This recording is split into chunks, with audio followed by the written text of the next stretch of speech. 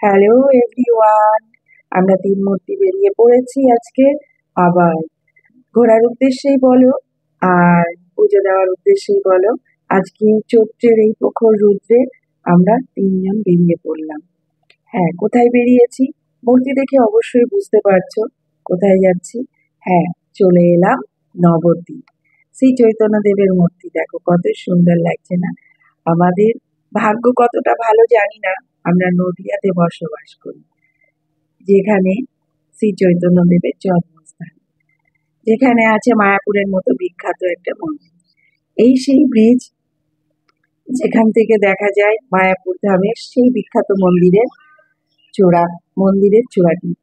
আর চারদিকে মানে যেতে ব্রিজের সামনেও দেখা যায় দুটো মূর্তি, আবার ঠিক ব্রিজ পার করেও দেখা যায় দুটো মূর্তি। মূর্তিগুলো অপরূপ লাগে, অপূর্ব। যাই হোক বন্ধুরা, তোমরা এই রৌদ্রে কেমন আছো? আশা করি সবাই ভালো আছো। বেশি বেশি করে জল খাবে কিন্তু, কারণ এই রৌদ্রে জলের অভাব যেন শরীরে না হয়, তাহলে অনেক রকম কষ্ট হয়। আমরা আজকে সবাই উপোস করেই যাচ্ছি, পুজো দিতে যাচ্ছি। হ্যাঁ, নবদ্বীপে পুজো দিতে যাচ্ছি।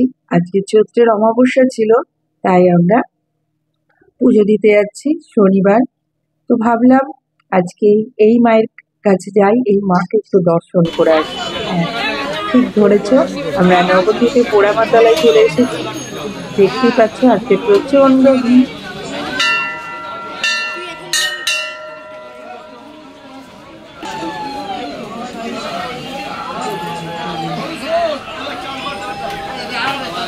পুজো দেওয়ার জন্য লাইনে দাঁড়িয়েছিলাম, পুজো দেওয়া হয়ে গেছে।